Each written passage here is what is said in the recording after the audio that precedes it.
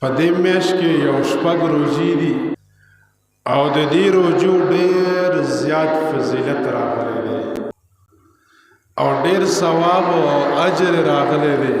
ځکه یو سړی رمضان روزي ونیسي او بیا ورسره دا شپږ روزي ونیسي، نو حضور صلی الله علیه وسلم فرمایي من صام رمضان ثم اتبع ستا من شوال کانا کصیام الدهر کله.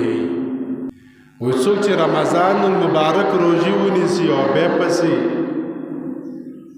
متصل دا د شوال شپږ روزي ونیسي، نو د الله رسول فرمایي وای داسې دی لکه دته ټول عمر روزي دي،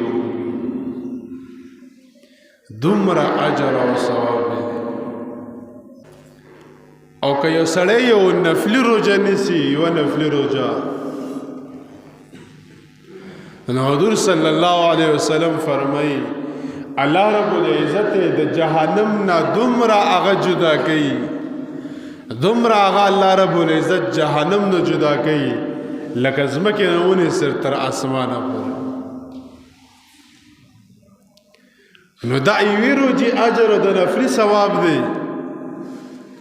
نو که یو سړی ټول عمر روزو ثواب هغه ته میلاویږي، نو ته اندازه لګوه چې الله رب العزت به تا د جهنم نه څومره جدا کوي او څومره اجر به الله تعالی درکوي.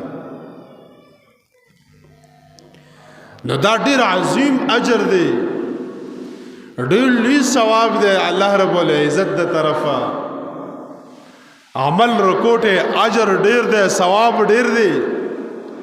نو هر یو انسان دا کوشش وکي، هر زنانه دا کوشش وکي چې رمضان المبارک روزي ونیولې، اوس ورسره په دې میاشت کې دا شپږ روزي ونیسه، الله به دله اجر دومره درکوي لکه ته چې ټول عمر روزي نیولي دي.